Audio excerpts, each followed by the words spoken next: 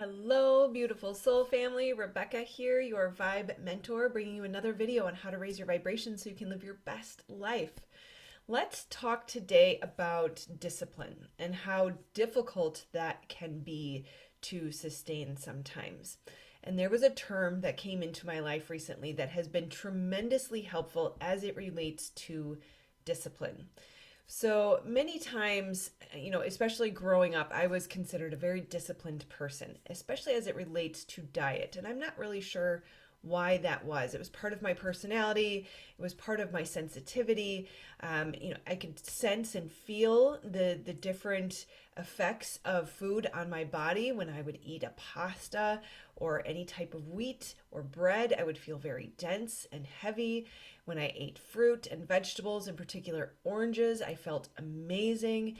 And so, of course, my mom wasn't the best cook. Brussels sprouts were so overcooked. They were slimy and mushy and horrible.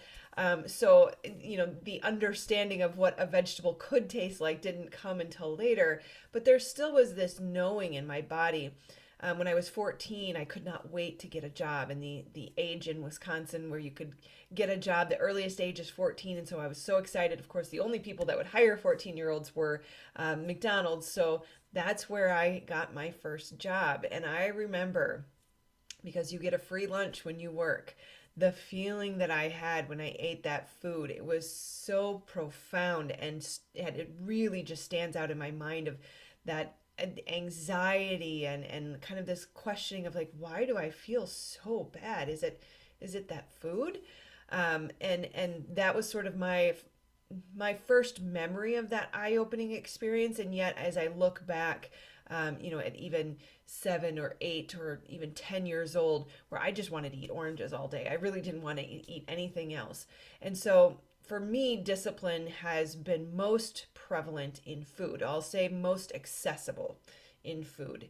And people would always comment, you're so disciplined. How do you do that? And it really wasn't a thing for me. It wasn't even a question. I never really thought about it. I knew how it made my body feel, and it became a very hard line for me. It wasn't a debate. There was no back and forth. There was no question. And so when people would ask me, how do you do it? I would, not really know how to answer. I don't know. I just do it. Right. And so then I look at later in life, going through a couple toxic relationships, a very narcissistic relationship, divorce, all sorts of tumultuous experiences. My coping mechanism became alcohol. It was socially acceptable to have a glass of wine at night before bed. And then that became my thing, the only thing that brought joy in my life, other than my kids. But even that was a very stressful situation. And so I became dependent on that thing. And when I was releasing the relationship and I was ready to let go of that vice, I could not understand why, because to me that fell in the food category. Why was this so difficult? And it was because, and I learned this later, the term that came to my awareness the other day is called a bright line. And a bright line is a legal term which is defined as, it's a bright line rule known as the bright line test. It is a law or standard that is intended to be unambiguous and prevent subjective interpretation. And so for me, the way this came to me, there's a woman who, I believe it's Bright Line Nutrition or Bright Line Food, something like that, where for her, it is a very bright line. So if you think about, for me, what comes to my mind is sort of the yellow line in the middle of the road. That is our bright line. When it's a full solid line, you do not cross that line. It's not even a question. You don't doubt it. You don't wonder. You don't debate about it. It is just a bright line. You don't think about it, right? And so for me, that glass of wine became, well, maybe today or maybe tomorrow or maybe one or maybe two. It wasn't a solid bright line. And no matter how I negotiated the fact that it was in the food category and I have discipline in the food category, so I can do this really well, because it wasn't a bright line, it became debatable. And so our minds understand, and I'll do a whole nother video on dopamine, but it is relevant here. Our minds understand that glass of wine brings you a hit of dopamine. And you could say that video game or the social media scrolling or the donut or whatever your vice is that gives you that excessively high dopamine hit. The brain recognizes that's my go-to, right? So when life is difficult and there's constant strife in the home and you can't escape, he won't let you out, all the things, then there becomes a very small category of things that you can go to for your natural need for dopamine. And I wasn't allowed to spend time with friends. Of course, if you ask him, oh, I'm allowed. But the guilt trip that would come from that, the difficulty in scheduling, the lack of support with the kids, right? And even if I want to drive my son to Illinois, right? Because I love driving. It's just something I do. It makes me feel like I can move. And as I have sessions with clients, the number one common desire or goal amongst all of us is this desire for freedom of movement. So it's really incredible that travel is on the dream list every single time. So I love to drive, especially when it's cold in the winter and it's a sunny day, because I can be in the sun for a long period of time and still be warm and also be moving. So that's something that really made me happy. And so I would, I wasn't allowed to, I didn't have the freedom to go out to be with friends. We'll say it that way. I couldn't socialize. I couldn't get out. I couldn't get away from the kids. I couldn't get, I wasn't working, or I should say I was building a business that wasn't bringing in income, so I was reliant on that income. And so if I just wanted to drive to Illinois, I couldn't do that. So kind of getting back to the point, that was something that would have brought me that natural elevation in mood, the natural happy hormone of dopamine. It's a neurotransmitter, but we don't need to get into the details of the science. So the ways we naturally get those dopamine hits, as they've been called, for some reason that word doesn't really feel good to me. We'll find a new word for that. But socialization, food, exercise, and there's a few other things, but those are kind of the top three, my go-tos. And so if I couldn't get the socialization, I couldn't get the exercise to the extent that I wanted. I could do it at home, but it just, wasn't quite the same. So the alcohol, so those three natural things, you've got the exercise, the socialization, and eating. Those were enough, but once we experience something like alcohol or video games or social media scrolling or highly processed sugars, we get massive amounts of dopamine. We get excessively high spikes. And so your brain learns, I can get a whole lot more this way, and I really struggle to get it in the natural ways. So your brain is going to pressure you towards that thing. And when you don't have a bright line, the brain is going to say, oh, I see that sometimes you say no, but sometimes you say yes. So it's going to press even harder. And so your biology works against you when it comes to this issue where you want to have discipline, but you don't have a bright line. The same goes with workouts. I'm pretty regimented when it comes to a workout.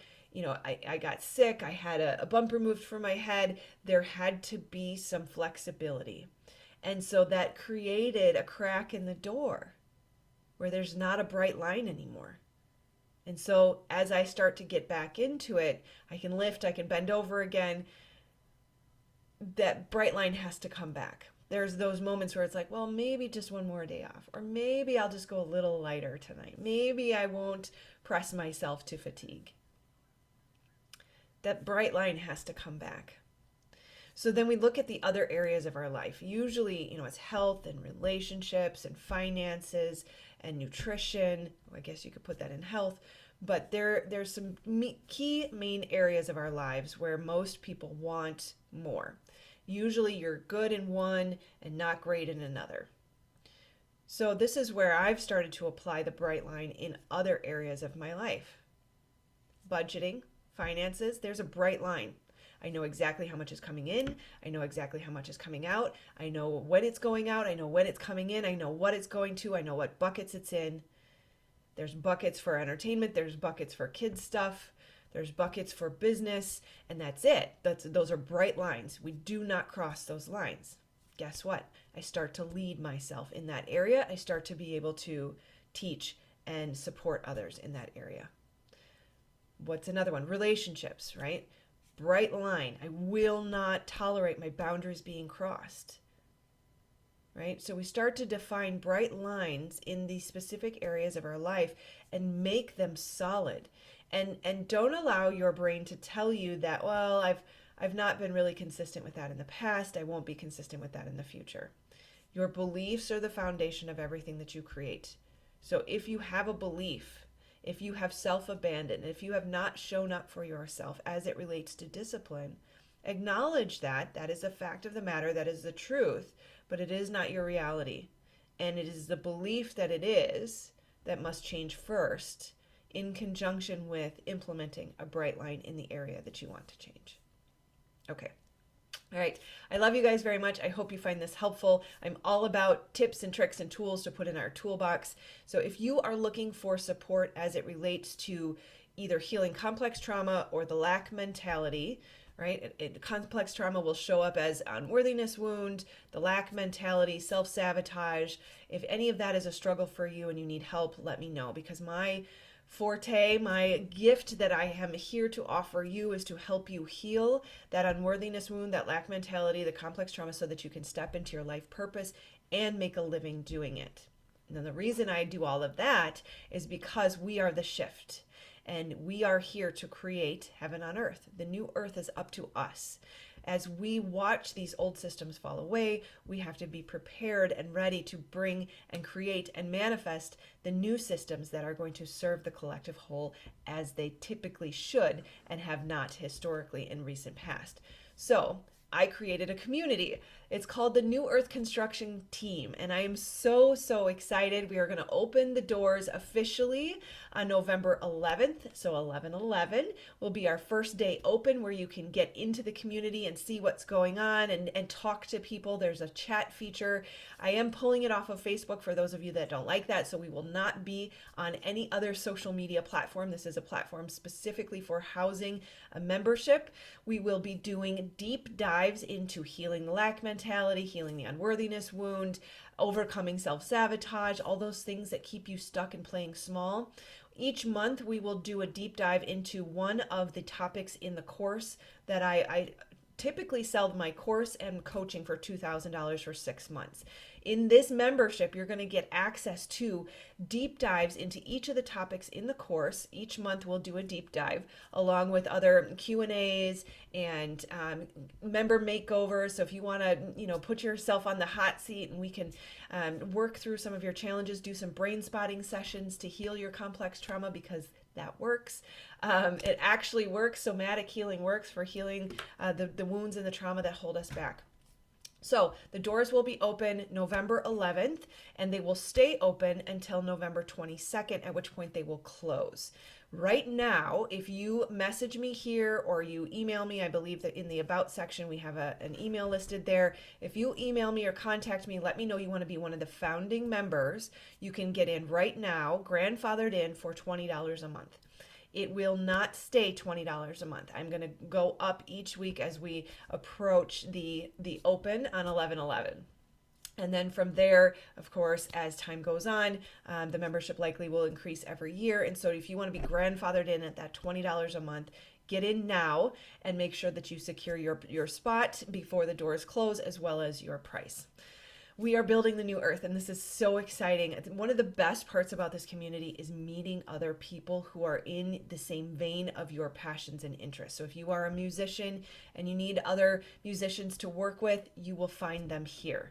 And this is how we come together. And the beauty is, your life purpose doesn't mean that you have to be a card reader or a healer. We need architects. We need doctors. We need farmers. We need all of the different systems and positions that exist today, but in a healthy and sustainable, divinely guided way. And so your purpose. You are perfectly imperfect for your purpose. You are not here by accident. You are made with intention. Everything about you is exactly how it's supposed to be. There's not a single ounce of you that is bad or wrong or broken. So we want to call back all of those parts of you, help you become whole and complete, remove the trauma up and out of your body that takes all of your energy to maintain and sustain, so that you then can move with full momentum from your wholeness towards your purpose and assist in building heaven on earth. Okay. I love you guys so, so much. I will see you on the next video. Please do make sure you like, subscribe, and share. Let people know if you know about somebody who would like to join the New Earth Construction community or team, however we're going to end up saying that. Let me know, let them know, send them a video, send them my email, whatever you got to do. But I will see you on the next video, and I will see you in the community very, very soon. So I'm so excited. All right, take care, my friends. I love you guys, and I will see you on the next video. Take care. Namaste.